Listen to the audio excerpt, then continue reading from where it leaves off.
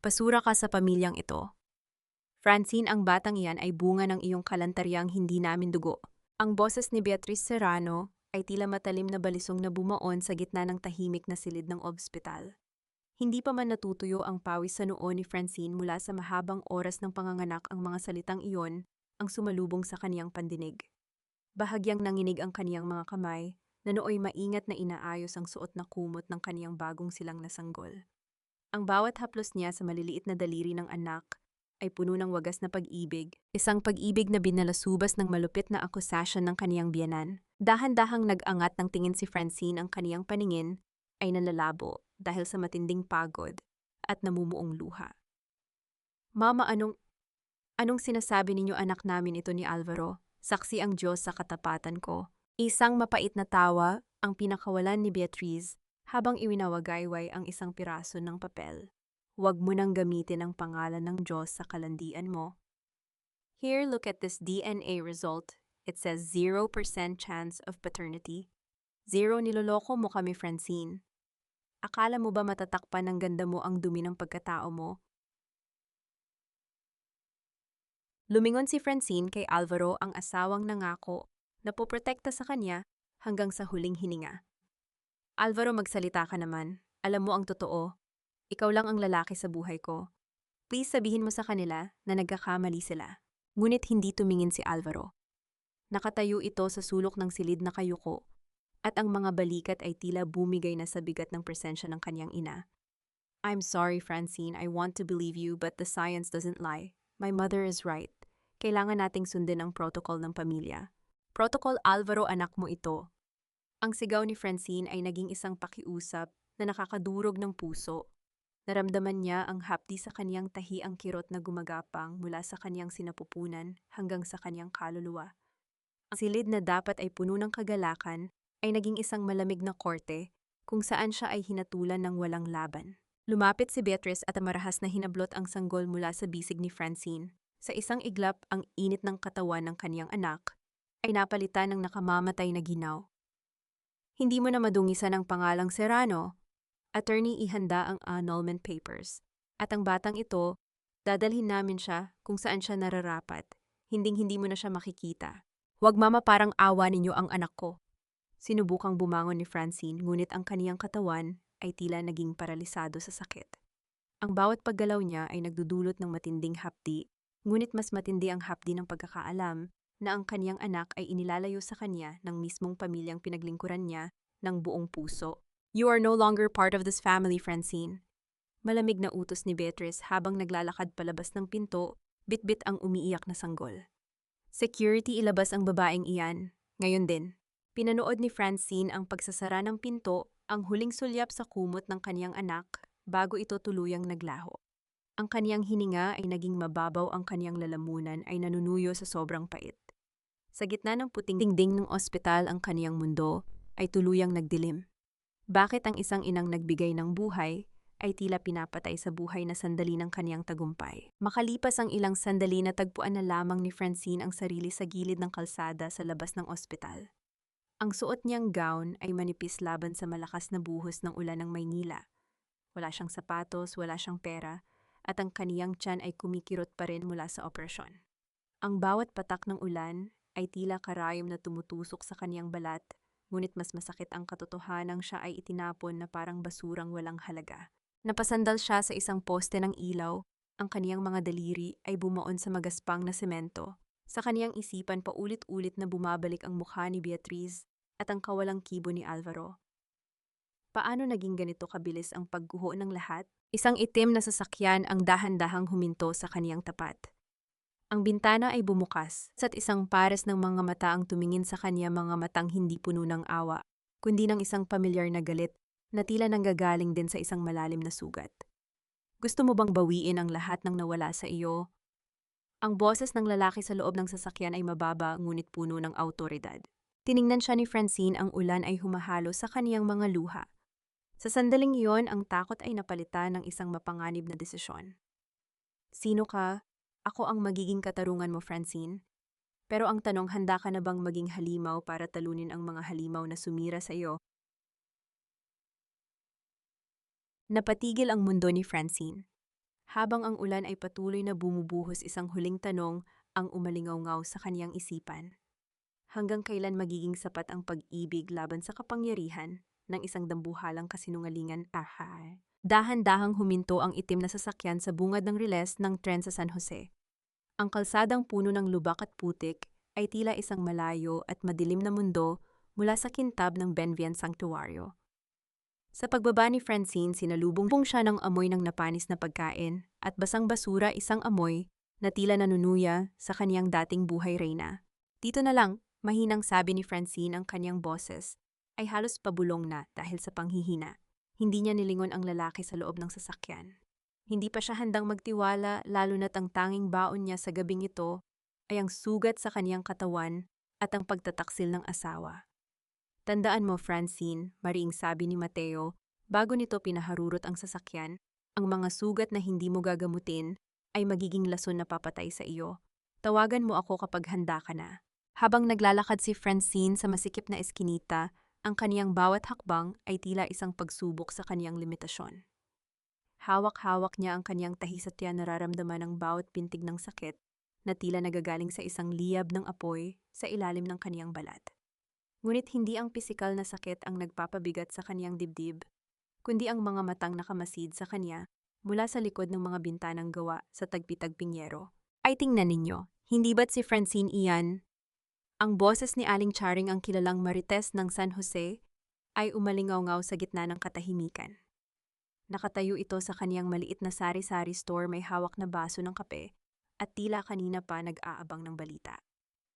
Akala ko ba ay reyna na iyan sa mansyon ng mga Serrano? Bakit tila basang sisiw na bumalik dito? Dagdag pa ng isa pang kapitbahay, ang kanilang mga tawa ay tila mga latigo na humahagupit sa dangal ni Francine. Huminto si Francine sa harap ni Aling Charing. Aling Charing, kailangan ko lang ng matutuluyan. Kahit yung bakanting silid sa likod ng bahay ninyo, babayaran ko kayo kapag nakakuha ako ng trabaho.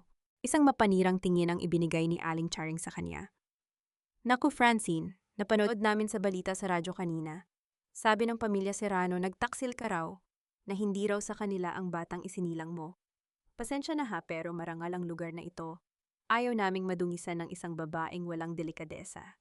Hindi totoo ang mga iyon. Aling Charing, pakana lang iyon ni Beatrice. Ang sigaw ni Francine ay napalitan ng isang mahapdi na ubo. Ang kaniyang mga tuhod ay nanginig, ngunit nanatili siyang nakatayo. Kahit ano pa ang sabihin mo, ang salita ng mga Serrano ay batas. At sino ka ba, isang pintor na walang pera? Umalis ka na rito bago pa kita ipagtabuyan ng walis. Mariing pagtataboy ni Aling Charing bago nito isinara ang kaniyang munting tindahan. Nagpatuloy si Francine sa paglalakad, tila isang anino na nawawala sa dilim.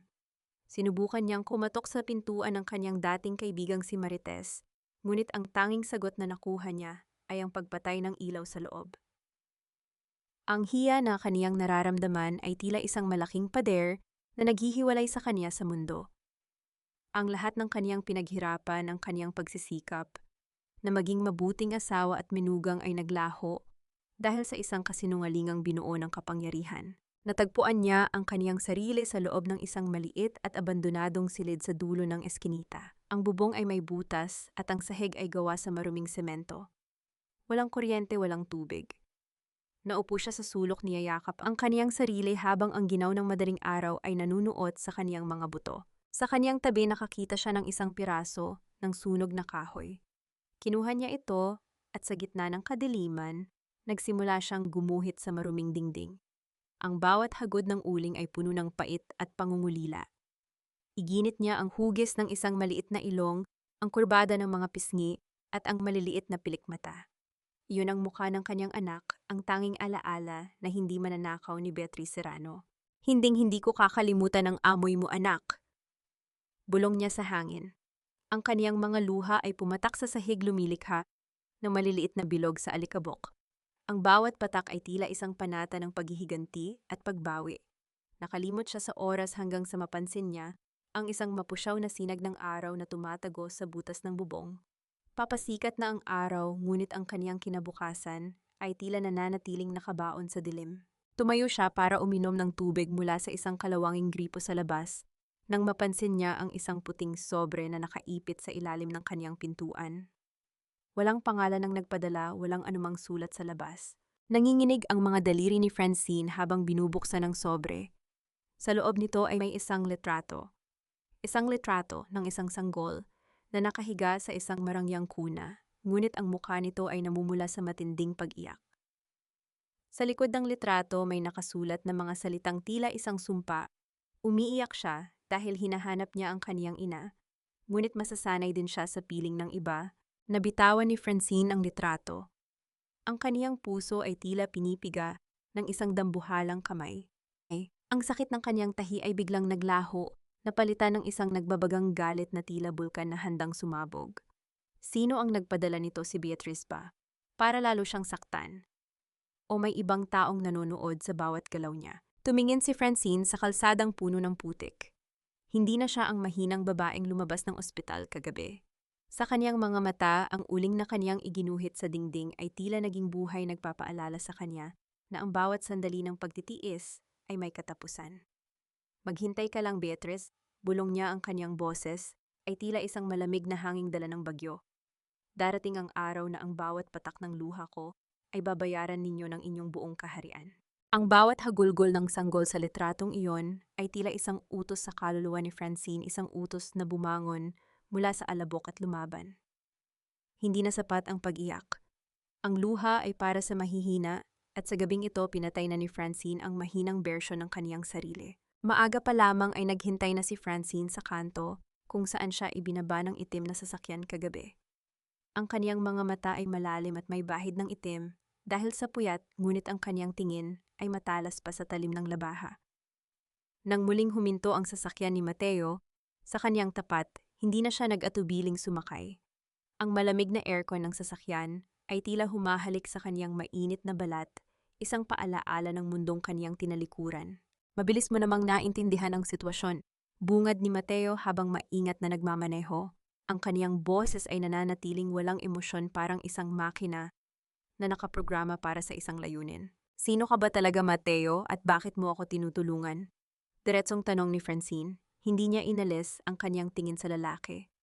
Gusto niyang makita kung may kahit katiting na kasinungalingan sa mga mata nito. Hindi ako naniniwala sa mga taong bigla na lang sumusulpot para maging tagapagligtas nang walang hinihinging kapalit. Isang tipid na ngiti ang sumilay sa labi ni Mateo. Matalas ka, magandang katangian iyan para sa gagawin natin. Let's just say, we have a common enemy. Ang pamilya Serrano ay parang isang malaking puno na ang mga ugat ay puno ng kabulukan. I want to see that tree fall and you are the perfect axe to cut it down. Bakit ako maraming mas makapangyarihan dyan? Sagot ni Francine. Dahil ikaw ang nakapasok sa loob ng kanilang kuta. Alam mo ang kanilang mga lihim, ang kanilang mga kahinaan. At higit sa lahat, ikaw ang biktima ng kanilang pinakamalaking kasinungalingan. Ang galit ng isang inang inalisan ng anak ay mas malakas pa sa anumang kanyon. Kinuha ni Mateo ang isang tablet mula sa dashboard at iniabot ito kay Francine. Look at this, yan ang doktor na pumirma sa DNA results mo. Si Dr. Arnaldo Villar. Tiningnan ni Francine ang screen. Isang lalaking nasa edad 50, mukhang kagalang-galang ngunit may bakas ng kaba sa mga mata sa litrato. Anong meron sa kanya? 5 milyong piso ang pumasok sa account niya isang araw bago ka nanganak. Ang nag-transfer isang shell company na pagmamay-ari ng mga Serrano. Pero ang mas interesanteng bahagi, nawawala na siya ngayon. He went into hiding ngayong umaga lang. Naramdaman ni Francine ang pagdagundong ng kanyang dibdib. Ibig sabihin may katibayan na tayo na binayaran siya. Hindi sapat ang isang bank transfer, Francine. Kayang-kaya itong baligtarin ni Beatrice. Sasabihin niyang bayad iyon para sa medical services. We need more. We need the man himself to confess. Itinigil ni Mateo ang sasakyan sa isang liblib na warehouse sa labas ng lungsod. Dito tayo magsisimula.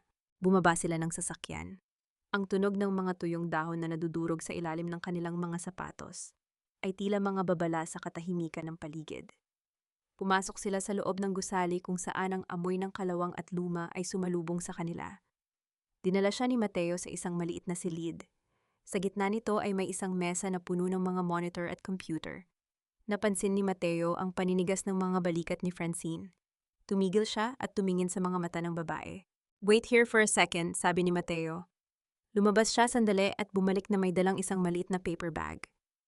Hindi ka pa kumakain simula kagabi. You can't fight a war with an empty stomach. Kinuha ni Francine ang pandesal sa loob ng bag. Kahit tuyot na ang kaniyang lalamunan, pinilit niyang kumain. Sa gitna ng kaniyang pagnguya, napansin niya ang isang lumang litrato sa ibabaw ng mesa ni Mateo. Litrato ng isang babaeng kamukha ng isang tao, ngunit hindi niya matandaan kung sino.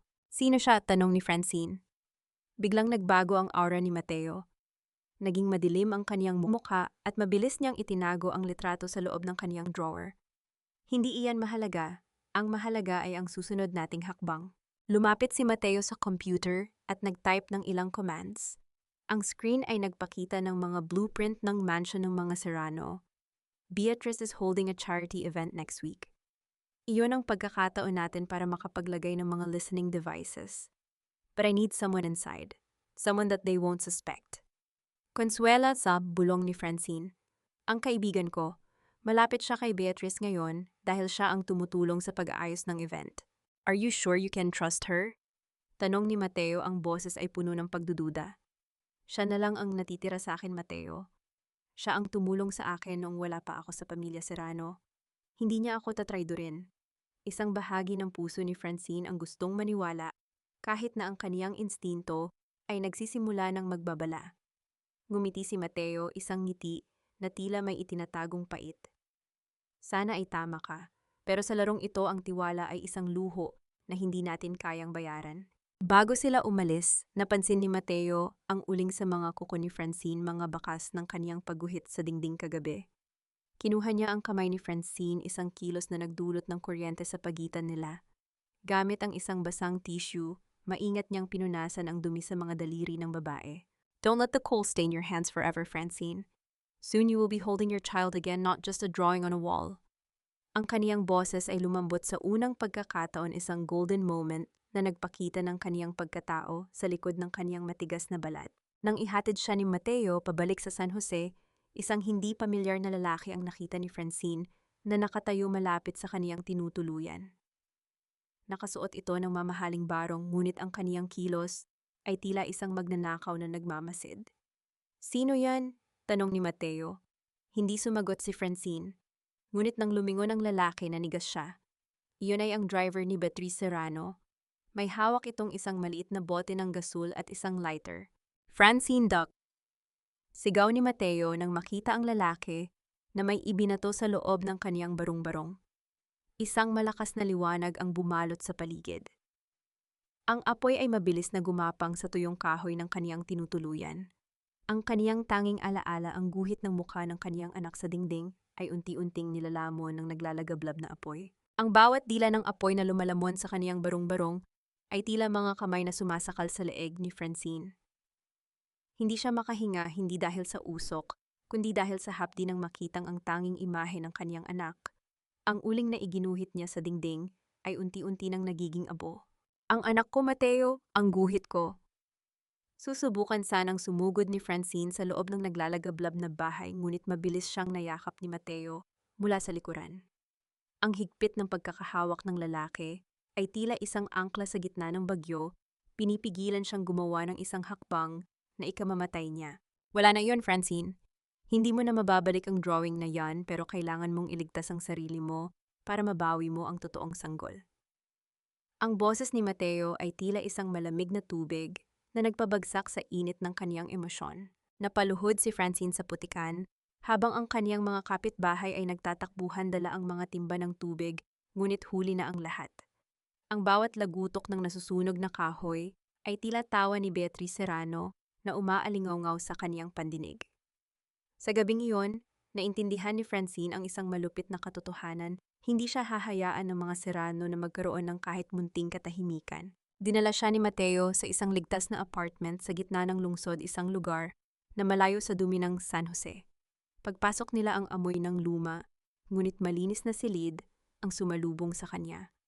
May mga nakatalukbong na tela sa mga kasangkapan, at sa isang sulok nakita ni Francine ang isang easel at mga canvas.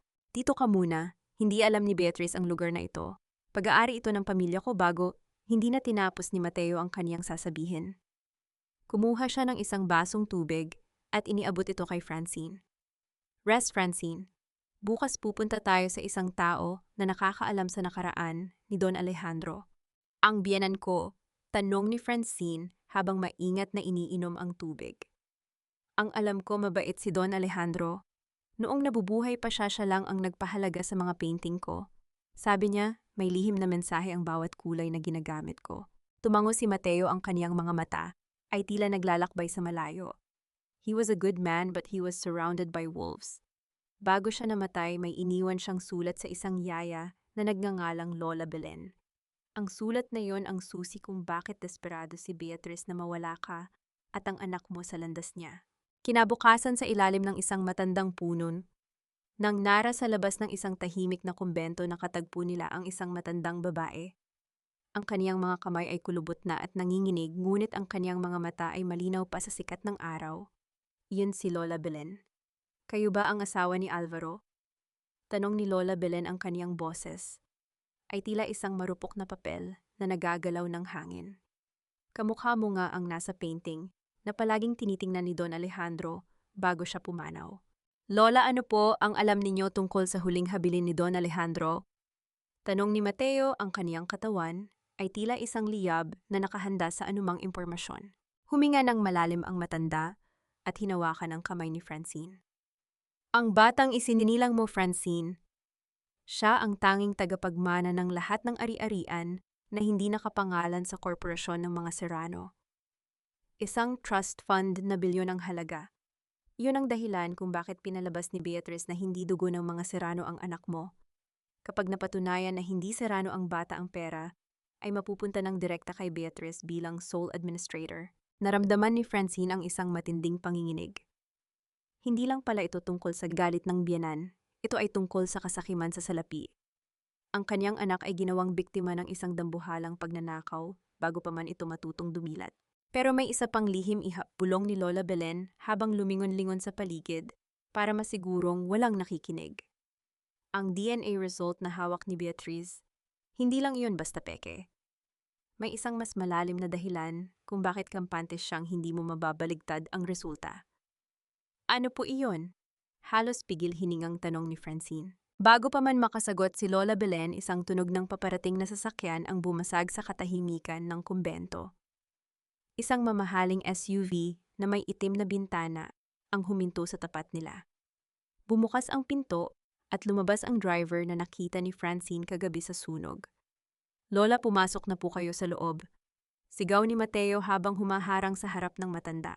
Ngunit bago pa man sila makakilos, tumunog ang cellphone ni Francine sa loob ng kaniyang bulsa. Isang hindi kilalang numero ang tumatawag.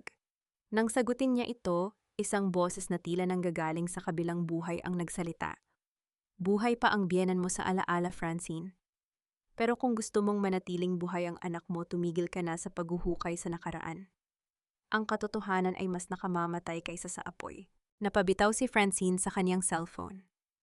Tumingin siya sa SUV at sa bahagyang pagbaba ng bintana nito, nakita niya ang isang pamilyar na singsing sa daliri ng taong nasa loob.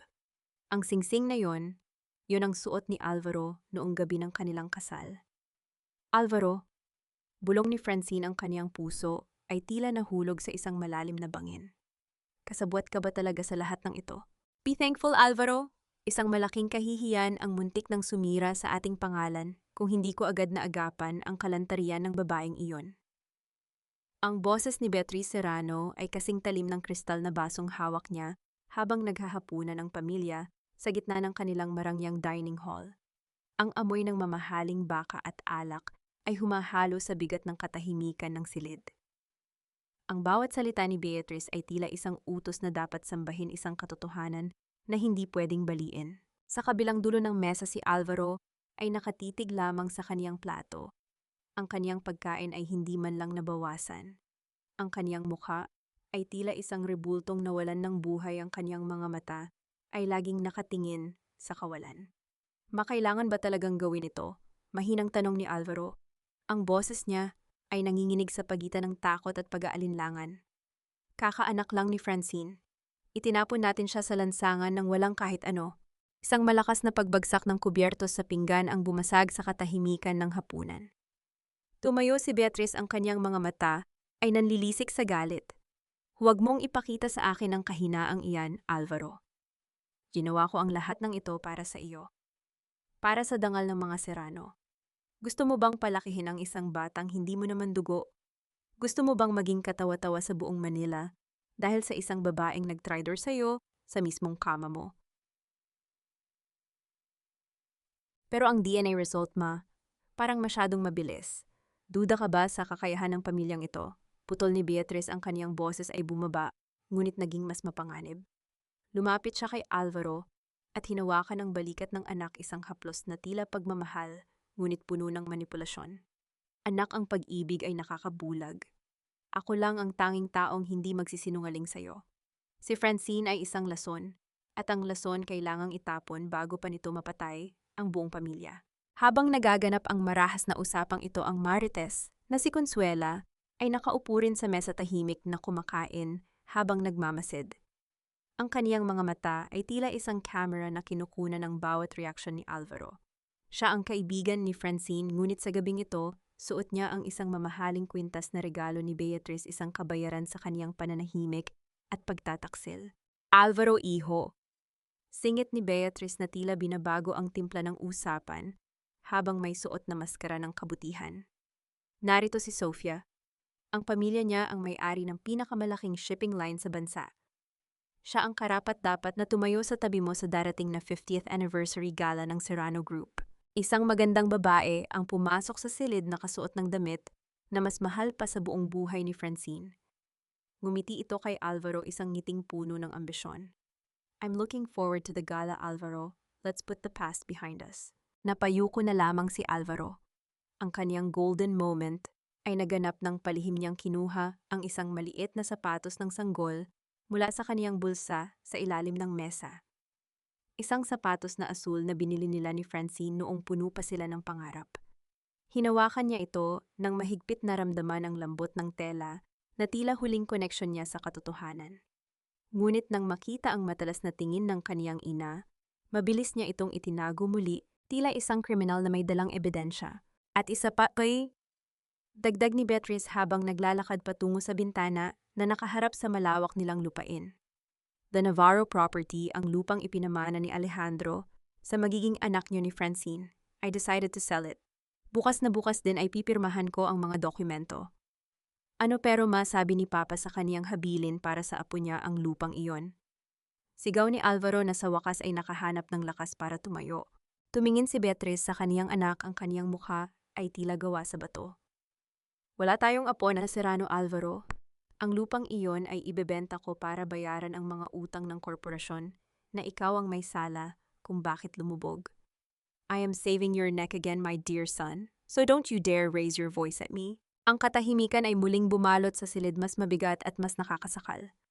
Sa labas ng mansyon, sa gitna ng dilim, isang pares ng mga mata ang nakatingin sa kanila mula sa malayo gamit ang isang binocular. Si Francine nakaupo sa loob ng sasakyan ni Mateo, nararamdaman ang bawat pintig ng galit sa kaniyang dibdib, habang nakikita ang masayang pagsasama ng kaniyang mga kaaway sa loob ng bintana. Ang kaniyang tahi ay hindi na masakit, dahil ang kaniyang buong pagkatao ay naging manhid na sa tindi ng puot. Ibebenta niya ang lupa ng anak ko. Bulong ni Francine, ang kaniyang boses ay tila isang malamig na pangako ng kamatayan. Hayaan mo siyang magplano, Francine, sabi ni Mateo habang binubuhay ang makina ng sasakyan. The higher they climb, the harder the fall. Pero kailangan mong malaman, ang taong bumibili ng lupa ay hindi isang korporasyon. Ito ay si Dr. Arnaldo Villar. Napatigil si Francine. Ang doktor, bakit niya bibilhin ang lupa? Dahil ang lupa ang kabayaran ni Beatrice sa kaniyang pananahimik. At kapag naibenta na iyan, wala na tayong paraan para makuha ang katotohanan. Francine, Diyos ko salamat at nahanap din kita.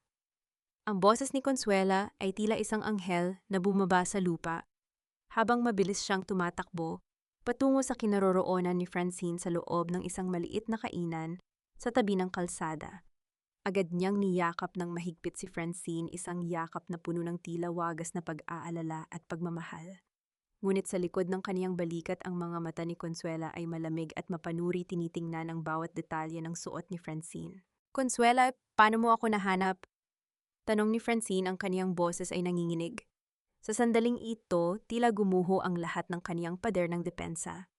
Ang makita ang isang pamilyar na mukha mula sa kaniyang nakaraan ay tila isang patak ng tubig sa gitna ng tuyot na disyerto. Hinanap kita sa bawat sulok ng Maynila, iha. Pinagtanong-tanong ko ang mga marites sa San Jose hanggang sa may makapagsabi sa akin na nakita ka raw rito, pagsisinungaling ni Consuela, habang hinahaplos ang buhok ni Francine. Hayop talaga yang Beatrice na yan, paano niya nagawang itapon ka ng parang basahan? At ang anak mo, balita ko ay kinuha nila. Napayuko si Francine, ang kanyang mga luha ay muling pumatak sa ibabaw ng mesa. Wala akong magawa, Consuela. Hawak nila ang batas, hawak nila ang pera. Ang tanging meron lang ako ay ang katotohanan, pero walang gustong makinig. Umupo si Consuela sa tabi niya at hinawakan ang kaniyang mga kamay. Makinig ka sa akin, Francine. Hindi ka nag-iisa, nandito ako, sabihin mo sa akin ano ng plano mo. May nakamit ka na bang ebidensya laban sa kanila? May maitutulong ba ako? Dahil sa matinding pangungulila sa isang kaibigan, hindi napansin ni Francine ang kislap ng kasakiman sa mga mata ni Consuela nang banggitin nito ang salitang ebidensya. May nakuha kaming impormasyon tungkol kay Lola Belen at sa huling habilin ni Don Alejandro. May isang hard drive din kaming sinusubukang buksan na naglalaman ng mga CCTV footage ng ospital bago ang insidente. Hard drive, nasaan iyon? Akin na itatago ko sa bahay namin para hindi nila mahanap. Mabilis na alok ni Consuela, ang kaniyang boses ay tila puno ng malasakit, ngunit may bahid ng pagmamadali. Wala rito, nasa kay Mateo pa, sagot ni Francine. Mateo, sino yon, Francine? Huwag kang basta-basta magtitiwala sa kung sino-sinong lalaki. Baka ginagamit ka lang niyan. Giit ni Consuela, ang kaniyang gaslighting ay nagsisimula ng gumana para ilayo si Francine sa kaniyang tanging kakampi. Sa gitna ng kanilang usapan, dumating ang order ni Francine, isang maliit na mangkok ng lugaw na may iisang itlog. Iyon na ang kaniyang huling pera para sa araw na iyon. Ngunit nang makita niyang tila pagod din si Consuela, kinuha niya ang isang kutsara at hinati ang itlog sa dalawa. Kalahati sa iyo, Consuela, sabi ni Francine habang iniaabot ang bahagi ng pagkain. Salamat sa pagpunta. Ikaw lang ang pamilya ko ngayon. Ikaw lang ang taong pinagkakatiwalaan ko. Ito ang golden moment ng kabanata, isang busilak na sakripisyo ng isang inang walang-wala na ibinibigay ang kaniyang huling sustansya. Sa taong sa katotohanan ay siyang kukuha ng kaniyang huling hininga ng pag-asa. Kinain ni Consuela ang lugaw, bawat subo ay tila isang nakalalasong pangako. Huwag kang mag-alala, Francine. Hindi kita pababayaan, sabi ni Consuela bago nagpaalam na ngangakong babalik kinabukasan para tulungan siyang makipagkita kay Lola Belen. Ngunit nang makalayo na si Consuela sa kainan, hindi siya naglakad patungo sa sakayan ng jeep. Pumasok siya sa isang madilim na eskinita kung saan naghihintay ang isang mamahaling puting sasakyan. Ang bintana nito ay dahan-dahang bumaba. Inilalantad ang mukha ni Beatrice Serrano na may suot na itim na salamin. Anong nakuha mo? Malamig na tanong ni Beatrice. Ngumiti ng malapad si Consuela, inilabas ang kaniyang cellphone at ipinakita ang isang palihim na litrato ng notebook ni Francine na may mga listahan ng pangalan ng mga saksi. May hard drive silang hawak, madam, at alam na nila ang tungkol kay Lola Belen. Kumuha si Beatrice ng isang makapal na sobre mula sa kaniyang bag at inihagis ito sa kandungan ni Consuela. Ang tunog ng mga bagong perang papel na nagkikiskisan ay tila musika sa pandinig ng traidor. Siguraduhin mong makuha ang hard drive na iyan bago pa nila ito maipakita sa media. At ang matandang Belen, kailangan na nating patahimikin ng tuluyan. Makakaasa kayo, madam, sagot ni Consuela habang binibilang ang pera. Bukas na bukas din ituturo ko sa inyo kung nasaan sila nagtatago. Sa malayo nakatayo si Mateo sa gilid ng isang gusali, nakatago ang kaniyang katawan sa anino ng poste. Hawak niya ang kaniyang camera, kinukunan ang bawat sandali ng pagpapalitan ng sobre sa pagitan ni Consuela at Beatrice. Ang kaniyang panga ay nagngangalit sa galit, ngunit ang kaniyang puso ay mas lalong nadudurog para kay Francine. Masyado kang mabait, Francine. Bulong ni Mateo sa hangin habang pinapanood ang pag-alis ng sasakyan ni Beatrice. Masyado kang mabait para sa mundong ito ng mga ahas. Tinawagan ni Mateo si Francine ngunit bago pa man niya mabuksan ang kaniyang bibig, para magbabala narinig niya ang isang malakas na kalabog sa kabilang linya. Ang tunog ng mga nababasag na baso at ang sigaw ni Francine ang pumuno sa kaniyang pandinig. Francine, Francine, anong nangyayari? Sigaw ni Mateo ngunit ang tanging narinig niya ay ang isang familiar at malupit na boses sa kabilang linya. Masyado kang maingay, iha. Oras na para matulog. Ang linya ay naputol. Huwag mong dungisan ang mga kamay mo sa isang basurang tulad niya. Iligpit na yan. Ang boses na iyon ay hindi kay Beatrice, kundi sa isang lalaking may malaking katawan na tila isang pader na nakaharang sa tapat ni Francine. Naramdaman ni Francine ang malakas na paghila sa kaniyang buhok, isang puwersa na nagpatingala sa kanya at nagdulot ng matinding hapdi sa kaniyang anit. Ang kaniyang cellphone ay nakahandusay sa sahig, basag ang screen, ngunit naririnig pa rin ang boses ni Mateo na sumisigaw sa kabilang linya. Parang awa niyo na! Ang anak ko? Nasaan ang anak ko? Bulong ni Francine, ang kaniyang paningin ay nagsisimulang magdilim dahil sa pagkakasakal sa kaniyang leeg. Sa gitna ng kaniyang paghihirap, ang kaniyang kamay ay pilit na kumakapas sa kaniyang bulsa. Hinahanap ang isang maliit na rosaryo, ang tanging bagay na naiwan sa kanya mula sa kanyang sariling ina. Isang simbolo ng pananampalataya na tila tinatraidor din siya sa sandaling ito. Biglang bumukas ang pinto ng maliit na silid. Isang malakas na tunog ng pagtama ng kahoy sa semento ang umalingaw-ngaw kasunod ng mabilis na pagpasok ng isang anino. Hindi ito pulis kundi si Mateo. Ang kaniyang mga mata ay tila nagbabagang uling sa galit. Gamit ang isang bakal na tubo, mabilis niyang napatumba ang lalaking humahawak kay Francine. Ang tunog ng pagbagsak ng malaking katawan sa sahig ay tila isang babala sa iba pang mga kasama nito sa labas. Francine, tumayo ka. Kailangan na nating umalis dito. Sigaw ni Mateo habang binubuhat si Francine. Hindi na nag-atubili ang lalaki, isinakay niya si Francine sa kaniyang sasakyan at mabilis na pinaharurot ito palayo sa lungsod. Mateo, si Consuela, siya ang nagsabi sa kanila. Higbi ni Francine habang nakasandal ang kaniyang ulo sa malamig na bintana. Ang bawat luhang pumapatak sa kaniyang pisngi ay tila isang lason na nanggagaling sa kaniyang puso. Ibinigay ko sa kaniya ang kalahati ng pagkain ko, Mateo. Ipinagkatiwala ko sa kaniya ang buhay ko. Shh! Huwag mo nang isipin iyon ngayon. Ang mahalaga, alam na natin ang kinalalagyan ni Lola Belen, sabi ni Mateo. Ang kaniyang mga kamay ay mahigpit na nakahawak sa manibela hanggang sa mamuti ang kaniyang mga kuko. Nasa isang liblib na baryo siya sa Laguna. Doon tayo pupunta. Hindi sila basta-basta makakapasok doon. Matapos ang ilang oras na paglalakbay sa gitna ng kadiliman, nakarating sila sa isang lumang bahay na gawa sa kahoy at bato. Ang amoy ng tuyong dahon at insenso ay bumalot sa kanilang mga pandama. Isang matandang babae ang dahan-dahang lumabas mula sa pintuan, may hawak na gasera na nagbibigay ng mahinang liwanag sa kaniyang mukha. Iyon si Lola Belen. Lola Belen, ako po si Francine, ang asawa ni Alvaro Serrano, sabi ni Francine habang nagbibigay galang sa pamamagitan ng pagkuha sa kamay ng matanda at pagdampi nito sa kaniyang noo, ang tradisyonal na pagmamano. Nanginig ang mga labi ni Lola Belen. Iha, sa wakas ay dumating ka. Matagal ko nang hinihintay ang pagkakataong ito. Gabi-gabi akong nagdarasal na sana ay hindi ka mapahamak sa mga kamay ni Beatrice. Pinasok sila ni Lola Belen sa loob ng bahay.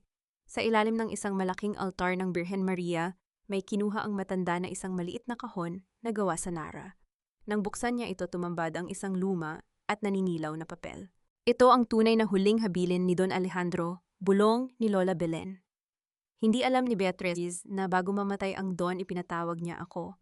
Sabi niya alam niyang gagawa ng paraan si Beatrice para makuha ang lahat.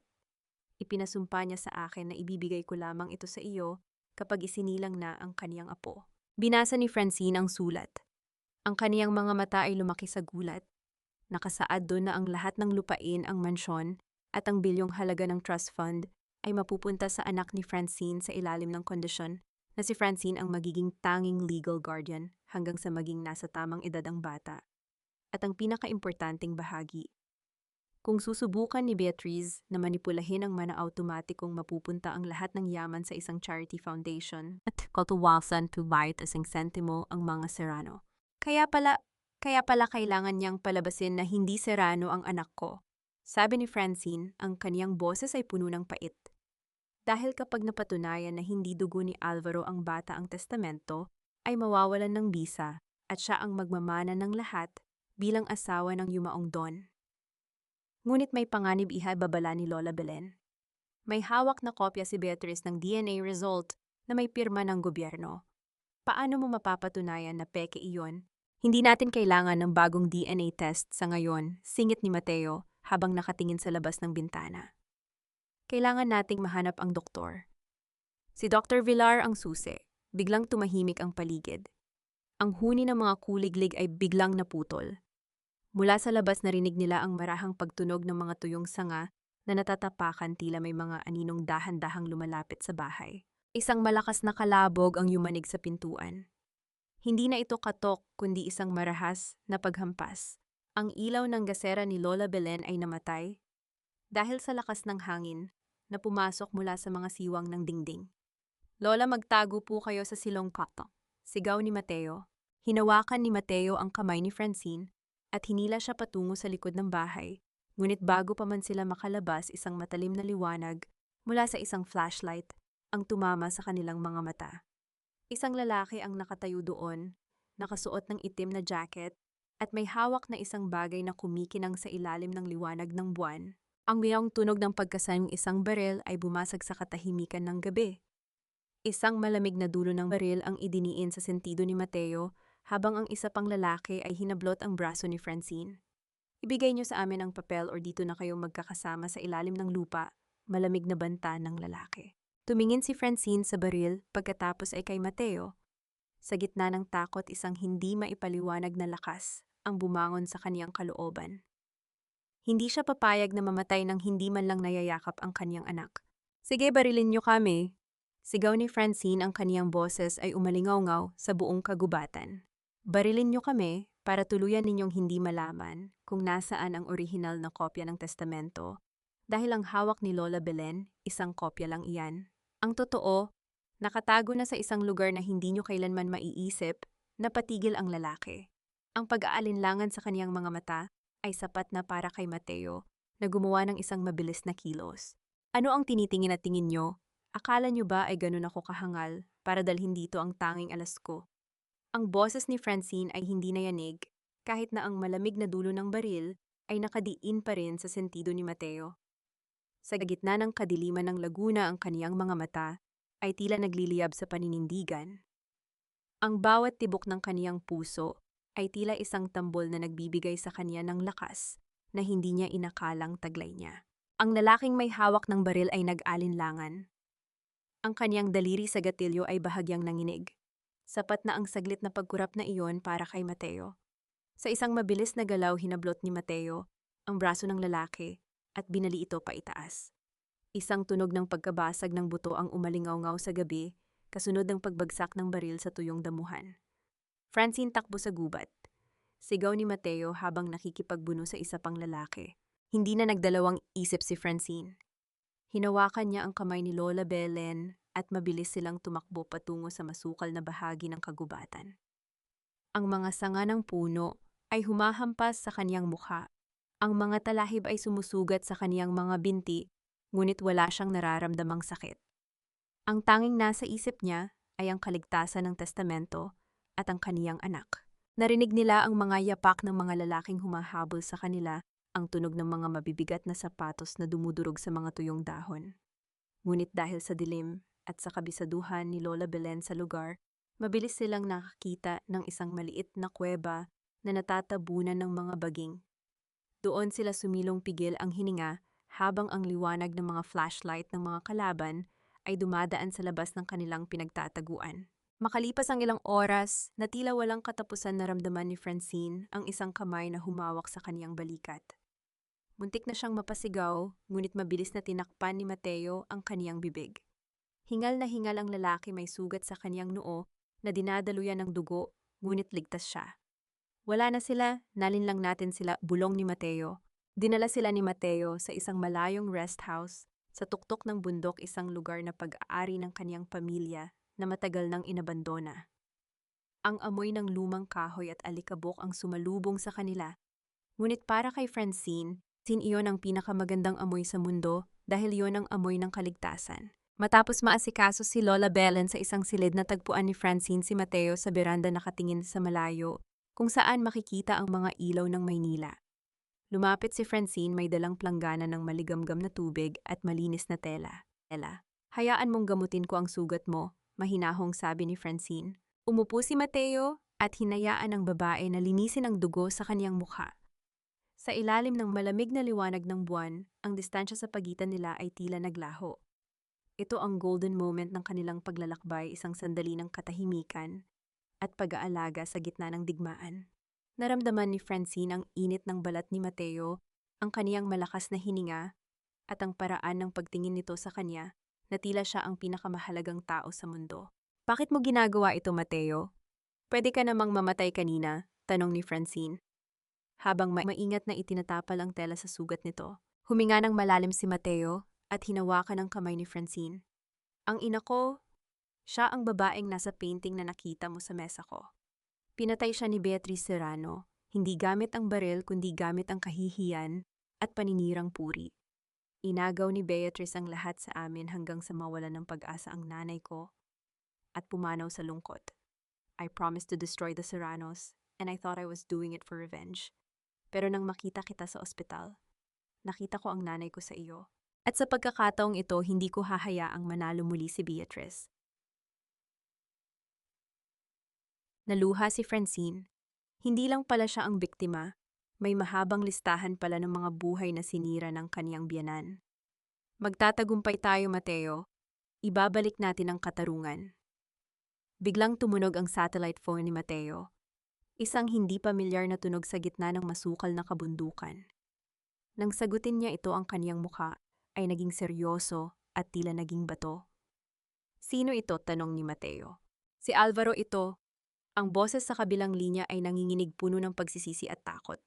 Nalaman ko kung nasaan ang anak niyo ni Francine. Itinago siya ni Mama sa isang lumang farm sa Batangas. Pero kailangan niyo ng tulong ko para makapasok dahil ang lugar ay puno ng mga armadong tauhan. Narinig ni Francine ang boses ni Alvaro. Ang kaniyang puso ay tila nahati sa dalawa, galit sa kaniyang pagtataksil, ngunit pag-asa para sa kaniyang anak. Alvaro, bakit mo ito ginagawa? Sigaw ni Francine habang kinukuha ang telepono. Dahil hindi ko na kayang makita ang sarili ko sa salamin, Francine. Patawarin mo ako, pero wala na tayong oras. Ililipat nila ang bata sa ibang bansa, bukas ng madaling araw. Kung gusto mo siyang makuha, kailangan nating kumilos ngayon din. Tumingin si Francine kay Mateo. Ang peligro ay mas lalong tumindi. Maaaring ito ay isang bitag, or maaaring ito na ang tanging pagkakataon niya. Pupunta tayo, Megig, mariing sabi ni Mateo habang kinakasa ang kaniyang sariling plano. Pero Alvaro, kung traidorin mo kami sa pagkakataong ito, sisiguraduhin kong iyon na ang huling pagkakamali mo. Walang preno, Francine, kumapit ka ng mahigpit. Ang sigaw ni Mateo ay hinaluan ng tunog ng nagkikiskisang bakal habang pilit niyang itinutulak ang manibela. Ang sasakyan ay tila isang ligaw na hayop na mabilis na bumubulusok sa kurbada ng kalsada sa Laguna. Sa kabilang dulo ng kalsada ay ang madilim na bangin na tila naghihintay ng kanilang kamatayan. Sa likuran naman nila, ang mga headlight ng itim na van ay tila mga mata ng isang halimaw na nagmamasid sa kanilang huling sandali. Naramdaman ni Francine ang kaniyang puso na tila lalabas sa kaniyang dibdib. Sa gitna ng kaguluhan, ang kaniyang isipan ay hindi na puno ng takot para sa sarili, kundi ng imahe ng kaniyang anak. Hindi ako pwedeng mamatay dito, Mateo. Iligtas mo tayo. Sa isang mabilis at mapanganib na desisyon, pinihit ni Mateo ang sasakyan patungo sa isang tumpok ng mga malalambot na puno ng saging sa gilid ng daan. Ang bawat pagtama ng sasakyan sa mga puno ay nagdulot ng malakas na pagyanig, tila isang serye ng mga sampal sa kanilang katawan hanggang sa tuluyan silang huminto sa isang malalim na kanal. Nabalot ng nakabibinging katahimikan ang paligid maliban sa tunog ng tumutulong tubig mula sa sirang radiator. Francine, ayos ka lang ba? Ang boses ni Mateo ay paos may dugo ng umaagos mula sa kaniyang braso. Dahan-dahang idinilat ni Francine ang kaniyang mga mata. Masakit ang kaniyang buong katawan, ngunit buhay siya. Buhay ako, Mateo. Kailangan nating makaalis dito bago tayo abutan ng mga tauhan ni Beatriz. Mabilis silang lumabas ng sasakyan at nagtago sa ilalim ng tulay bago pa man dumaan ang itim na van. Kitang-kita nila ang paghinto ng van sa itaas. ang pagbaba ng mga armadong lalaki na naghahanap sa kanilang bangkay. Ngunit dahil sa kapal ng mga puno ng saging at dilim ng gabi, hindi sila agad nahanap.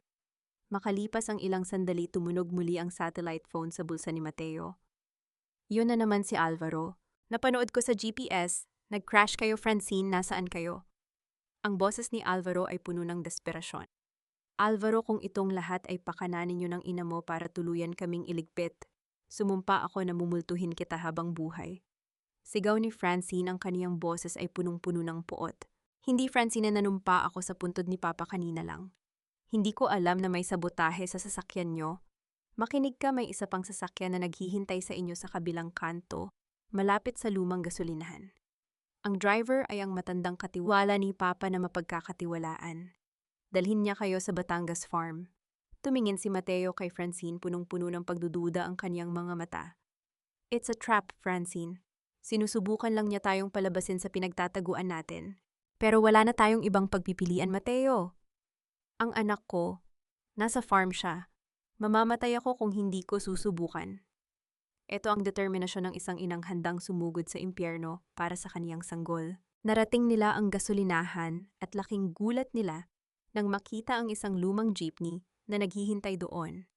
Ang driver ay isang matandang lalaki na nakilala ni Francine, si Mang Tomas. Ang tanging tao sa mansyon na dati ay palihim na nagbibigay sa kanya ng prutas noong siya ay pinagmamalupitan ni Beatrice. Sa loob ng jeepney habang binabagtas ang madilim na daan patungong Batangas, naramdaman ni Francine ang panginginig ng kaniyang mga kamay. Kinuha ni Mateo ang kaniyang kamay at hinawakan ito ng mahigpit. Ito na ang huling laban natin, Francine, bulong ni Mateo. Kinuha niya ang isang maliit na kwintas mula sa kaniyang leeg at isinuot ito kay Francine. Isa itong maliit na medalyon ng San Miguel Arcangel. Isuot mo ito. Ito ang protection ko sa'yo. Kapag pumasok tayo sa farm, ako ang lilibang sa mga guard at ikaw, hanapin mo ang anak mo. Ito ba yung golden moment ng kanilang ugnayan? Ang pagbibigay ni Mateo ng kaniyang huling agimat ay tila isang pag-amin na mas mahalaga ang buhay ni Francine kaysa sa kaniyang sariling kaligtasan. Ang kanilang mga mata ay nagtagpo at sa gitna ng panganib, isang panata ng katapatan ang nabuo ng walang kahit isang salita. Nang marating nila ang dulo ng kalsada sa Batangas, tumambad sa kanila ang isang malawak na farm na napapalibutan ng matataas na bakod at barbed wire. Mula sa malayo, nakita ni Francine ang isang maliit na bahay kubo na may maliwanag na ilaw. Sa loob niyon, narinig niya ang isang tunog na nagpabuhos ng kaniyang mga luha, ang iyak ng isang sanggol. Anak ko! Bulong ni Francine. Dahan-dahan silang gumapang sa damuhan. Iniiwasan ang mga ilaw ng flashlight ng mga roving guards. Ngunit nang malapit na sila sa pintuan ng kubo, isang boses ang narinig nila mula sa likuran. Isang boses na malamig at puno ng panunuya. Masyado kang predictable, Francine. Akala mo ba ay hahayaan kitang makalapit sa batang iyan? Lumingon sila at nakita si Beatrice Serrano nakatayo sa ilalim ng puno ng mangga, may hawak na isang remote control sa kaniyang kamay. Sa tabi niya ay si Consuela na may nakakalokong ngiti sa labi. Madam, tapusin na natin ito, Cop, sabi ni Consuela. Wait, sabi ni Beatrice habang pinipindot ang isang button sa remote. Biglang bumukas ang malalakas na floodlight sa paligid, inilalantad sina Francine at Mateo sa gitna ng masukal na farm. Gusto ko munang makita ang mukha mo kapag nalaman mong ang taong nagbigay sa inyo ng impormasyon ay ang siya ring nagmamanipula sa inyo ngayon. Mula sa anino lumabas si Alvaro, ngunit hindi siya mukhang nagsisisi. Hawak niya ang isang baril at itinutok ito sa direksyon ni Mateo. Alvaro, bakit? Ang sigaw ni Francine ay punong-puno ng pait. Sorry, Francine, utang na loob ko sa ina ko ang lahat. Hindi ko kayang talikuran ang pamilya Serrano para sa iyo, sabi ni Alvaro bagaman bakas ang panginginig sa kaniyang mga kamay. Arestuhin ang babaeng iyan, siya ay isang impostora at baliw na sinusubukang itakas ang tagapagmana ng mga Serrano. Ang boses ni Beatrice ay umalingaw-ngaw sa gitna ng farm, puno ng peking awtoridad at pagiging biktima. Ang malakas na liwanag mula sa mga floodlights ay tila mga mata ng humahatol na lipunan na nakatuon kay Francine. Naramdaman ni Francine ang malamig na bakal ng posas na pumulupot sa kaniyang mga pulso Isang tunog ng pagsasara ng kaniyang kalayaan na tila isang huling hantungan. Bitawan niyo ako! Ako ang ina ng batang iyan. Beatrice, ikaw ang kriminal dito. Ang sigaw ni Francine ay naging isang desperadong pagsamo sa gitna ng malamig na gabi. Ngunit ang mga pulis na malinaw na nasa ilalim ng impluwensya ng pera ng mga Serrano ay walang pakialam. Itinulak nila si Francine paluhod sa putikan. Lumapit si Beatrice kay Francine dahan-dahan ang kaniyang hakbang na tila isang manununggab na ninanamnam ang pagkatalo ng kaniyang biktima. Yumuko siya at bumulong ang kaniyang mabahong hininga na amoy alak at kasamaan ay tumama sa mukha ni Francine. Sinasabi ko na sa iyo, Francine, sa mundong ito ang katotohanan ay pag-aari ng mga may pera. At ikaw wala kang kahit ano, kundi ang iyong mga luha na walang halaga. Nasaan ang ebidensya niyo, Francine? Panunuyan ni Consuela habang lumalapit din dala ang isang pamilyar na itim na hard drive. Iyon ang device na naglalaman ng lahat ng pag-asa ni Francine. Ito ba ang hinahanap mo? Ang akala mong magliligtas sa'yo? Sa harap ng nalalaking mga mata ni Francine, inihulog ni Consuela ang hard drive sa semento at buong lakas na tinapakan ito. Ang tunog ng pagkadurog ng plastic at metal ay tila ang tunog ng pagkabasag ng puso ni Francine. Ang bawat piraso ng nasirang gamit ay sumisimbolo sa bawat sakripisyo, bawat puyat, at bawat patak ng dugo na kaniyang ibinuhos para sa katarungan. Consuela, bakit? Ang tanong ni Francine ay halos hindi na lumabas sa kaniyang lalamunan. Dahil sa mundong ito, Francine, ang loyalty ay nabibili. At masyadong maliit ang halaga ng pagkakaibigan mo kumpara sa tseke ni Madame Beatrice. Sagot ni Consuela bago ito tumalikod at tumawa ng malakas. Napatingin si Francine kay Alvaro na nakatayo pa rin sa gilid hawak ang baril, ngunit ang kaniyang mga mata ay puno ng takot. Alvaro, hayop ka, pinagkatiwalaan kita. Pinagkatiwalaan kita dahil ama ka ng anak ko. Hindi sumagot si Alvaro. Ang kaniyang katawan ay nanginginig tila isang batang takot sa kaniyang ina, ngunit sa isang saglit bago pa man siya talikuran ng mga pulis, may isang mabilis na kilos siyang ginawa. Ito ang golden moment ng kabanata sa gitna ng kaniyang kaduwagan palihim. Naihinulog ni Alvaro ang isang maliit na susi, malapit sa paa ni Mateo, na nooy nakadapa rin sa lupa at ginigipit ng mga gwardya. Isang maliit na susi na may tatak ng isang lumang safe house. Hindi ito sapat para sa kapatawaran, ngunit ito ang unang butas sa pader ng kasinungalingan ni Beatrice. Isakay na yan sa mobile, utos ng hepe ng mga pulis. Habang hinihila si Francine patungo sa sasakyan, narinig niya ang iyak ng kaniyang anak mula sa loob ng kubo. Ang iyak na iyon ay tila isang kutsilyo na humihiwa sa kaniyang bituka. Anak ko, huwag niyo siyang pababayaan. Beatrice, isinusumpa kita. Mararamdaman mo rin ang sakit na nararamdaman ko ngayon.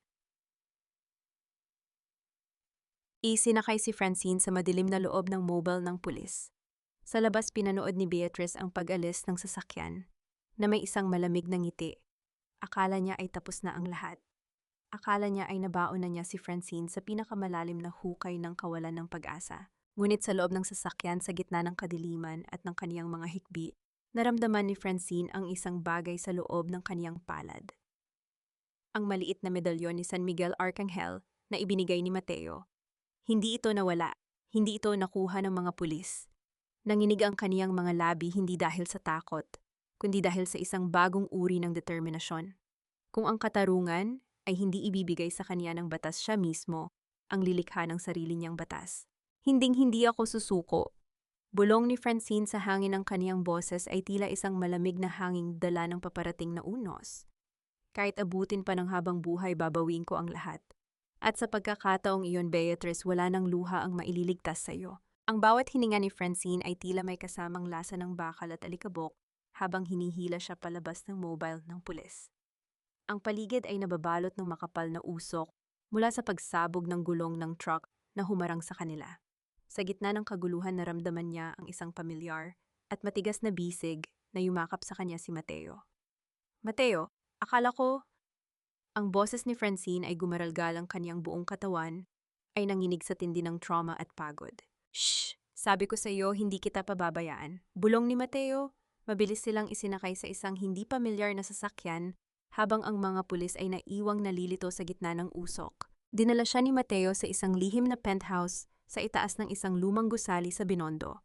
Ang lugar ay payapa malayo sa ingay ng mundo at tila isang kuta sa gitna ng digmaan. Ngunit sa pagpasok nila bumagsak si Francine sa sahig. Ang kaniyang mga mata ay walang buhay, nakatitig lamang sa kaniyang mga palad na punong-puno ng galos at dumi. Wala na, Mateo! Durog na ang hard drive. Traidor si Consuela. Traidor si Alvaro. Wala na akong sandata para bawiin ang anak ko, hikbi ni Francine. Ang kaniyang boses ay puno ng kawalan ng pag-asa, isang uri ng pagsuko na tila mas masakit pa kaysa sa kamatayan. Siguro ay tama si Beatriz. Isa lang akong basahan na itinapon sa kalsada. Lumapit si Mateo at lumuhod sa tapat niya. Hinawakan niya ang magkabilang balikat ni Francine, pinilit itong tumingin sa kaniyang mga mata. Makinig ka sa akin, Francine Navarro. Tumingin ka sa akin.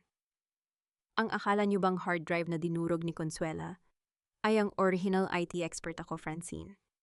Hindi ako ganoon kahangal para ibigay ang tanging bala natin sa isang taong hindi ko pa lubos na kilala. Napatigil si Francine sa pag-iyak. Anong ibig mong sabihin? Isang matipid na ngiti ang sumilay sa labi ni Mateo. Kinuha niya ang isang maliit na USB mula sa kaniyang bulsa. Iyon ay isang decoy lamang. Ang lahat ng ebidensya, ang video ng pagsuhol sa doktor, ang usapan ni Beatriz at Consuela sa sasakyan, at ang mga dokumento ni Lola Belen ay ligtas na naka-upload sa isang cloud server na ako lang ang may access. Inaasahan ko na ang trader, Francine. Hinayaan ko lang silang magdiwang para maging kampante sila. Naramdaman ni Francine ang isang malakas na boltahe ng pag-asa na dumaloy sa kaniyang mga ugat. Ngunit kasunod nito ay ang pag-alala sa kaniyang anak. Pero ang anak ko, nasa kamay pa rin nila. Kaya kailangan nating maging mas matalino sa pagkakataong ito, sabi ni Mateo. Inakay niya si Francine patungo sa isang malaking salamin. Tingnan mo ang sarili mo, Francine. Hindi ka na ang babaeng biktima sa ospital.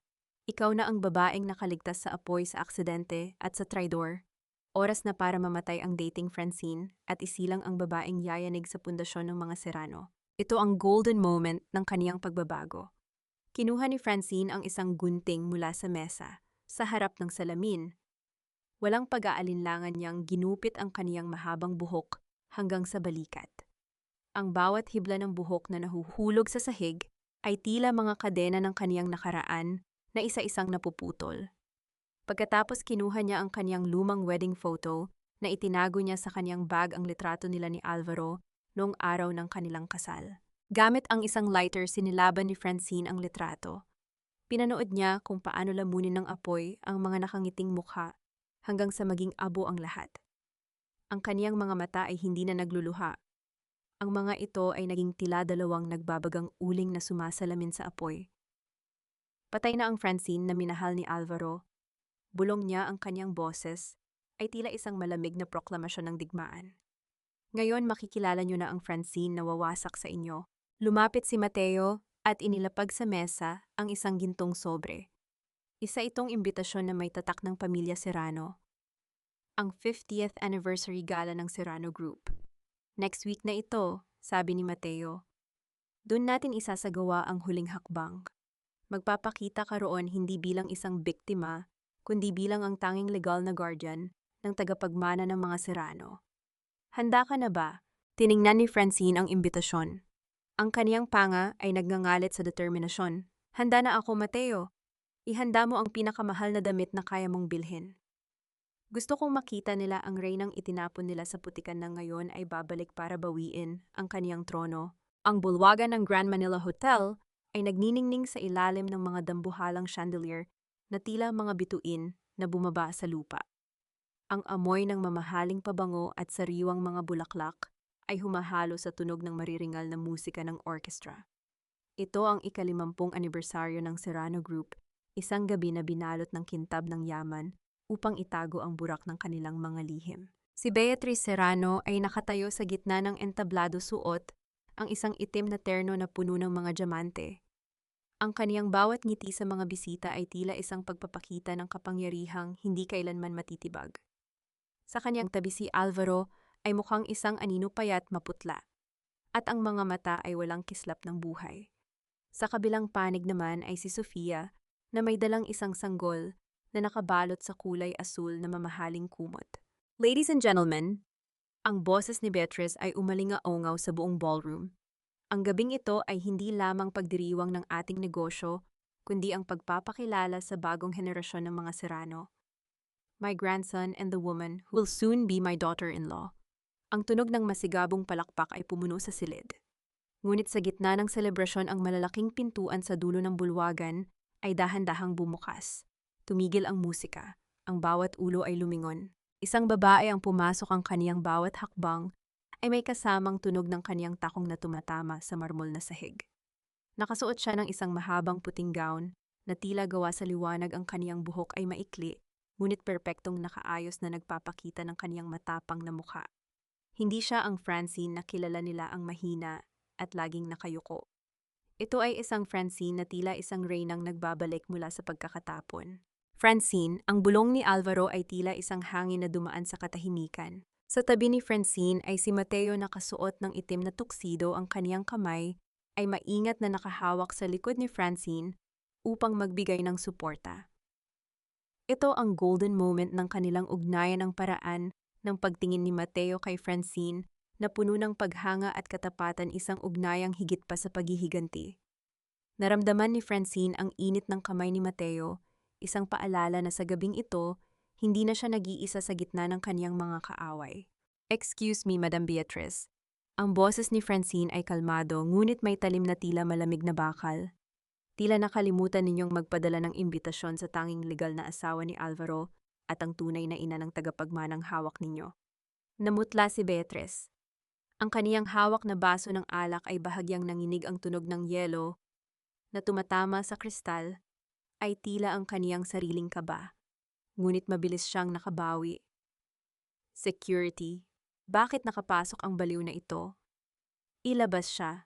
"Wait!" sigaw ni Francine habang itinaas ang kaniyang kamay. "Gusto niyo ba talagang gawin iyan sa harap ng mga kamera ng media na kasalukuyang nakalive sa buong bansa? O baka mas gusto ninyong pag-usapan natin ang tungkol sa huling habilin ni Don Alejandro?"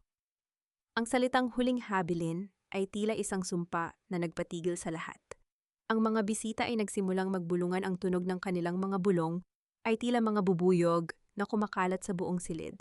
"Wala kang alam, Francine," sigaw ni Sofia habang mas hinigpitan ang hawak sa sanggol. "Anak ko ito, may ebidensya kami." "Ebidensya?" Isang mapait na tawa ang pinakawalan ni Francine. Tumingin siya sa malaking screen sa likod ni Beatrice. "Mateo, paki-flash ang totoong ebidensya." Dahan-dahang naglakad si Beatrice patungo sa gitna ng entablado, pilit na pinapanatili ang kaniyang dignidad. Hawak niya ang mikropono, ang kaniyang mga daliri ay mariing nakabaon dito.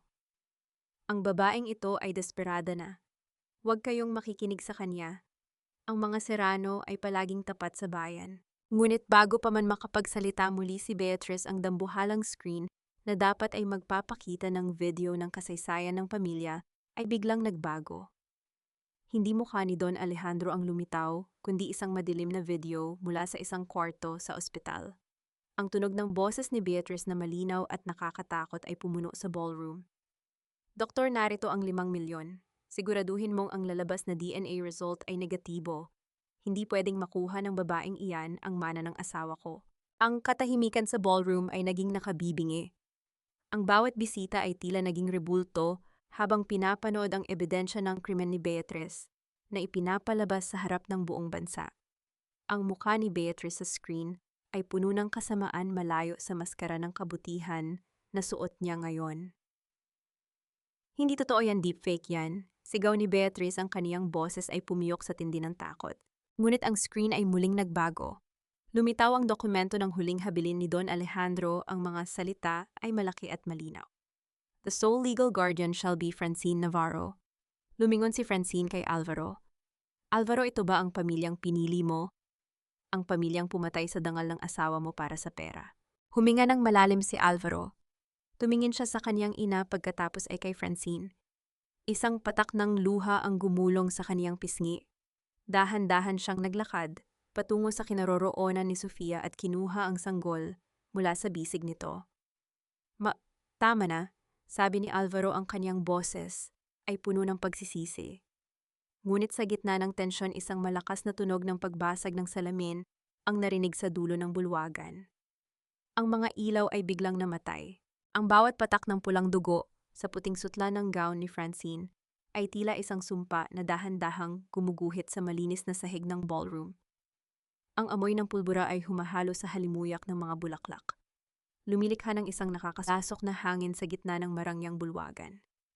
Ang katahimikan ay tila isang mabigat na kumot na bumalot sa lahat, hanggang sa marinig ang tunog ng pagbagsak ng maliit na baril mula sa nanginginig na kamay ni Beatriz Serrano. Francine, ang sigaw ni Mateo, ay punong-puno ng pait habang mabilis niyang sinalo ang katawan ni Francine bago pa man ito tuluyang humalik sa malamig na marmol. Ang kaniyang mga kamay ay agad na napuno ng init ng dugo ni Francine, isang pakiramdam na tila muling bumuhay sa kaniyang galit sa mga Serrano. Mateo, ang anak ko, ang anak ko. Ang boses ni Francine ay halos pabulong na lamang, ang kaniyang mga mata ay pilit na idinidilat sa gitna ng nalalabong paningin. Ang kaniyang hininga ay naging mababaw, ang kaniyang lalamunan ay nanunuyo, ngunit ang kaniyang mga daliri ay mahigpit na nakakapit sa tuxedo ni Mateo, tila ba ito ang tanging angkla niya sa mundo. Si Beatriz sa gitna ng entablado ay mukhang isang halimaw na nawalan na ng katinuan. Ang kaniyang buhok ay bahagyang nagulo at ang kaniyang mga mata ay nanlilisik habang nakatingin sa mga bisitang puno ng pandidiri sa kanya. Nararapat lang iyan sa'yo. Sinira mo ang pamilya ko. Sinira mo ang lahat ng pinaghirapan ko para sa anak ko. Ako ang reyna dito. Ako ang batas. Tumigil ka na. Ang sigaw ni Alvaro ay umalingaw-ngaw sa buong silid. Tumayo siya sa harap ng kanyang ina, ang kanyang mukha ay puno ng pagsisisi na tila ngayon lang nagising mula sa isang mahabang panaginip. Look at what you've done. Pumatay ka na para lang sa perang hindi mo naman pag-aari. Ginawa ko ito para sa iyo, Alvaro. Para sa dangal mo. Sigaw ni Beatriz, ang kanyang boses ay pumiyok sa tindi ng gaslighting na kanyang ginagawa. Walang kwenta ang babaeng yan, isang hamak na pintor lang siya na ginamit ka. Ako lang ang nagmamahal sa'yo. Ako lang. Ngunit ang bawat salita ni Beatriz ay wala ng talab.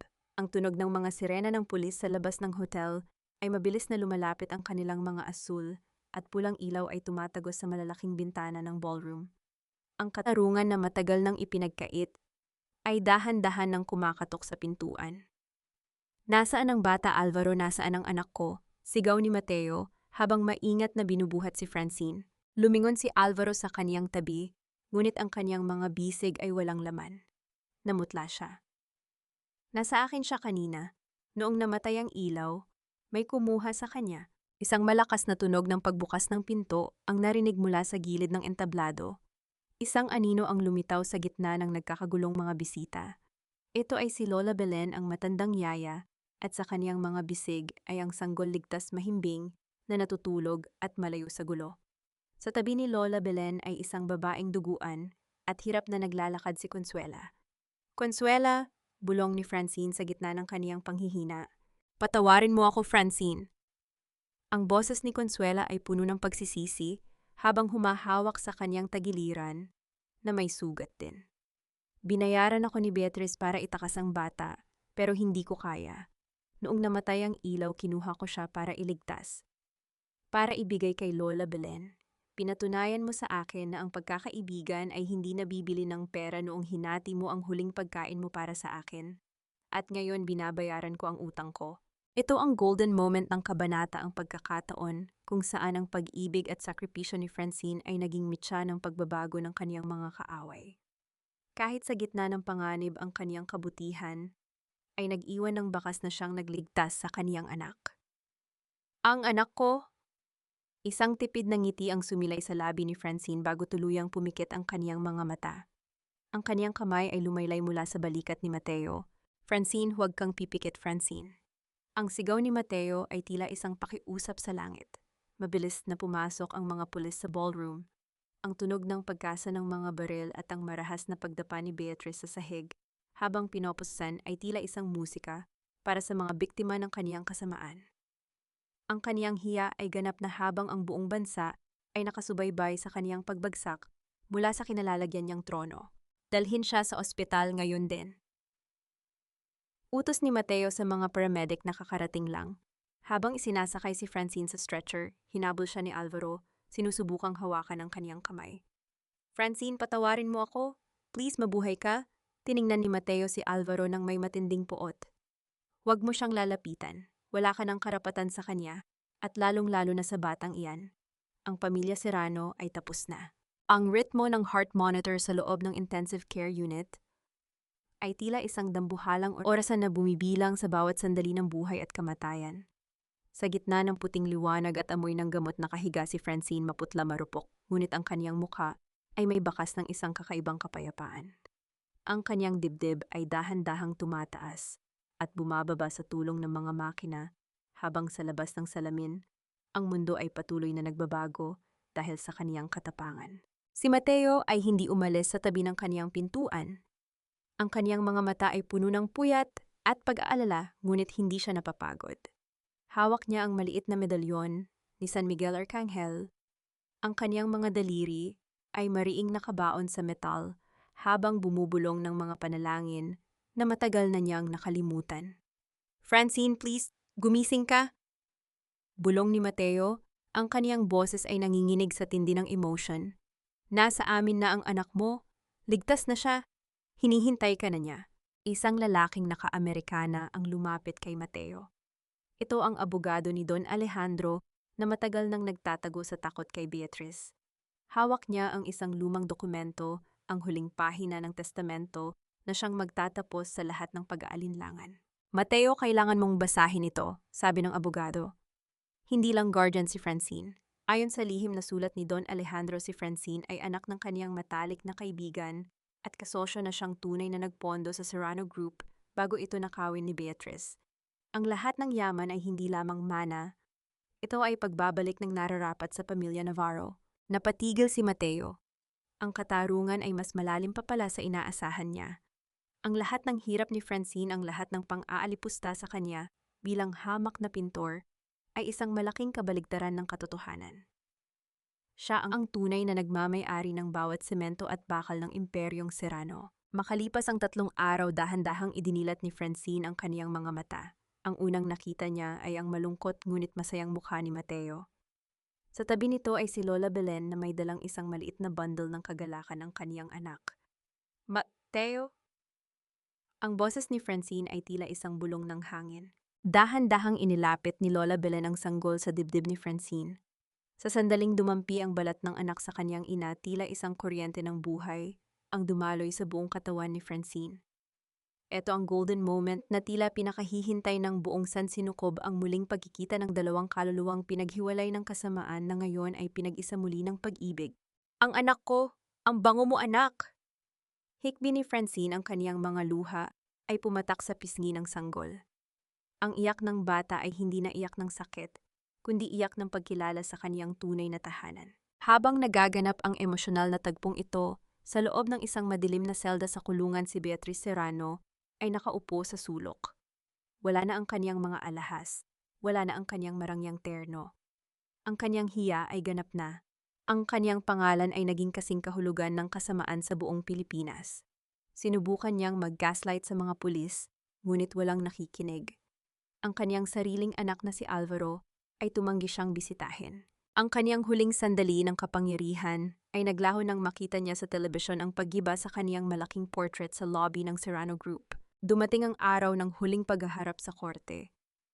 Nakaupo si Francine Cecilia ng saksi, suot ang isang simpleng asul na damit, ang kaniyang buhok ay maikli ngunit nagpapakita ng kaniyang dignidad. Hindi na siya nanginginig. Nang tumingin siya kay Beatrice, ang nakita niya ay hindi na isang dambuhala, kundi isang matandang babaeng kinain ng sariling kasakiman. Wala akong galit sa iyo, Beatrice, sabi ni Francine sa gitna ng katahimikan ng korte. Dahil ang galit ay isang uri pa rin ng ugnayan. At mula sa araw na ito, pinuputol ko na ang lahat ng ugnayan sa inyo. Nakuha ko na ang pinakamahalagang yaman ng aking anak at ang aking dangal. Hinatulan si Beatrice ng habambuhay na pagkabilanggo para sa tangkang pagpatay, kidnapping at falsification of documents. Si Consuela naman, dahil sa kaniyang pagtulong sa huling sandali, ay nakakuha ng mas mababang parusa, ngunit ang kaniyang konsensya ang magiging habambuhay niyang bilangguan. Si Alvaro ay lumapit kay Francine pagkatapos ng paglilitis. Nakatayo siya sa malayo, hindi makalapit ng husto. Francine, aalis na ako ng bansa. Hindi ko alam kung mapapatawad mo ako, pero gusto ko lang malaman mo. na mahal ko kayo ng anak ko. Sana ay maging masaya kayo. Tiningnan siya ni Francine ng may malalim na pangunawa. Ang pagpapatawad ay hindi para sa iyo, Alvaro. Para ito sa akin para makapagsimula ako ng walang bitbit na bigat. Go and find your own soul. Sa labas ng korte, sinalubong si Francine ng sikat ng araw ng Manila. Ang hangin ay sariwa at ang langit ay malinaw. Lumapit si Mateo sa kanya, may dalang isang maliit na sketchpad at mga bagong pintura. Handa ka na bang magpinta muli, Francine? Tanong ni Mateo, ang kaniyang mga mata ay puno ng pagmamahal na tila isang tahimik na pangako. Handa na ako, Mateo, pero sa pagkakataong ito, hindi na lungkot ang iguguhit ko. Iguguhit ko ang kulay ng ating bagong simula, sagot ni Francine. Hinawakan ni Mateo ang kamay ni Francine, ang kanilang mga daliri ay naglapat habang naglalakad sila patungo sa kanilang kinabukasan. Ang bawat hakbang nila sa kalsada ay tila isang kumpas ng tagumpay. Ang dangal na itinapon sa putikan ay muling nagniningning, mas maliwanag pa sa anumang diamante sa mundo. Lumipas ang 3 taon. Ang bawat haplos ng hangin sa dalampasigan ng Batangas ay tila isang banayad na musika na nagpapakalma sa bawat alaala ng bagyong dumaan sa buhay ni Francine. Wala na ang amoy ng pulbura, wala na ang lamig ng bakal na posas, at wala na ang takot na nanuot sa kanyang mga buto noong gabing itinapon siya sa kalsada. Sa loob ng isang maliit ngunit maaliwalas na studio na nakaharap sa asul na dagat, nakatayo si Francine sa harap ng isang dambuhalang canvas. Ang kanyang buhok ay bahagyang humaba na itinatali niya ito ng simple habang ang kaniyang mga kamay ay puno ng mga bahid ng kulay asul-ginto at puti. Ang pamagat ng kaniyang obra dangal. Hindi ito painting ng isang babaeng nagdurusa, kundi isang imahe ng bukang liwayway na tumatagos sa madidilim na ulap. Mama, look, I found a star. Ang masiglang boses ng isang maliit na batang lalaki ang bumasag sa kaniyang konsentrasyon. Si Gabriel, ang kaniyang anak, ay tumatakbo patungo sa kanya, may hawak na isang tuyong starfish. Ang kaniyang mga mata ay nagniningning sa kuryosidad, mga matang kawangis ng kay Don Alejandro, ngunit may kislap ng katapangan ni Francine. Dahan-dahang lumuhod si Francine at niyakap ng mahigpit ang kaniyang anak. Ito ang kaniyang tunay na obra maestra, ang buhay na kaniyang ipinaglaban, ang dugong kaniyang binawi mula sa mga mapang api. Yes, Gabriel, it's beautiful. Just like the stars we see at night, even when it's dark, they never stop shining. Lumapit si Mateo, may dalang 2 baso ng sariwang buko juice. Ang kaniyang mukha ay mas malambot na ngayon, wala na ang bagsik ng paghihigante. Siya na ngayon ang tumatayong administrator ng Navarro Foundation, isang organisasyong itinatag ni Francine upang tulungan ang mga inang biktima ng bawhanja din at kawalan ng katarungan. You're working too hard again, Francine, biro ni Mateo, habang inilalapag ang inumin. The gallery is already calling. They want to know if the centerpiece is ready for the exhibition. Ngumiti si Francine at sumandal sa balikat ni Mateo. Malapit na, Mateo, ang huling hagod na lang ng pinsel ang kulang. Isang hagod na nagsisimbolo ng kapayapaan. May balita na ba tungkol sa kanya? Mahinahong tanong ni Mateo. Tumango si Francine, ang kaniyang tingin ay nananatili sa dagat. Dinalaw ko si Beatrice noong nakaraang linggo sa pitan. Hindi na niya ako kilala. Ang kaniyang isipan ay tila nakulong na sa sarili niyang mundong puno ng diamante at kasinungalingan. Wala na akong nararamdamang galit, Mateo. Tanging habag na lamang para sa isang kaluluwang hindi natutong magmahal. Ito ang golden moment ng kanilang bagong buhay, ang pag-amin na ang tunay na tagumpay ay hindi ang makitang nagdurusa ang kaaway, kundi ang marating ang punto na ang kanilang anino ay hindi na kayang takpan ng iyong liwanag. Nahanap na ba ni Francine ang kapayapaan? Oo. Ang bawat pilat sa kaniyang katawan at puso ay hindi na mga sugat kundi mga medalya ng kaniyang pakikipaglaban. Napatawad na ba niya ang nakaraan? Pinatawad na niya ang kaniyang sarili sa pagiging marupok, at pinatawad na niya ang tadhana sa pagbibigay sa kanya ng mabigat na krus. Dahil kung hindi dahil sa krus na iyon, hindi niya malalaman ang tunay na halaga ng pagbangon. Ang aral na nais iwan ni Francine sa bawat nakikinig ay simple: ang dangal ay hindi ibinibigay ng ibang tao at lalong hindi ito nabibili ng salapi. Ito ay matatagpuan sa loob ng iyong sarili sa sandaling magpasya kang hindi ka isang biktima, kundi isang mananalo. Sa malayo, ang araw ay dahan-dahang lumulubog, nagbibigay ng kulay kahel at ginto sa buong kalangitan. Naglakad ang tatlo sa pampang ang kanilang mga yapak sa buhangin, ay agad na binubura ng tubig dagat. Ngunit ang kanilang kwento ang kwento ng isang inang hinalikan ng dusa, ngunit niyakap ng dangal, ay mananatiling nakaukit sa mga puso ng mga naniwala na pagkatapos ng pinakamadilim na gabi, ay palaging may bagong umaga. Ang mga kulay ng bagong umaga ay tuluyan nang nanahan sa puso ni Francine na nagpapatunay na ang bawat madilim na gabi ay may hangganan.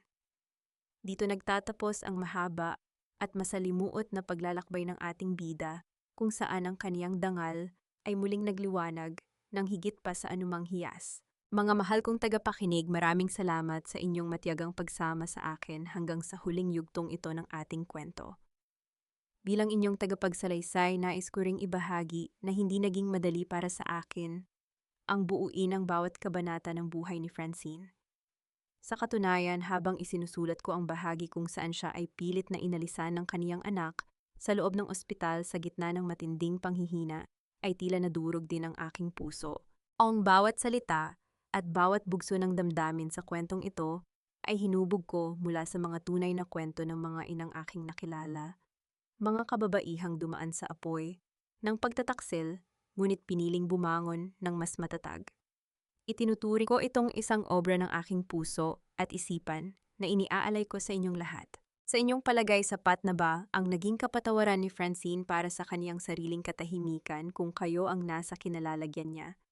Pipiliin niyo rin bang talikuran ng yaman at kapangyarihan para sa isang simpleng buhay, kasama ang inyong mahal sa buhay? Saan niyo nga pala pinakikinggan ang kwentong ito ngayon? Baka kayo ay nagluluto ng hapunan, nagtitiklop ng mga damit, o nagpapahinga sa ilalim ng malamig na gabi. Ibahagi ninyo naman sa akin sa ating comment section ang inyong mga saloobin at ang inyong sariling mga kwento ng paghilom. Palagi kaming naririto upang makinig sa inyo. Huwag din ninyong kalimutang i-like at i-share ang ating audio para mas marami pa tayong pusong maabot at matulungang maging matatag. Laging tandaan, ang ating buhay ay parang isang malawak na canvas. Maaaring madungisan ito ng uling ng kahapon, ngunit sa bawat bagong umaga ay hawak ninyo ang pinsel upang gumuhit ng mga bagong kulay. Kayo ang pintor ng inyong sariling tadhana at ang inyong dangal ay ang pinakamagandang sining na maaari ninyong ipakita sa mundo. Pagpalain kayo ng may kapal at naway manatiling matibay ang inyong loob sa anumang hamon ng buhay. Tanyag na pamagat ang pagpipinta ng dangal. Paalala, ang lahat ng mga character at sitwasyon sa kwentong ito ay katang-isip lamang na nilikha para sa layuning libangin ang mga tagapakinig at maghatid ng mga positibong mensahe sa buhay.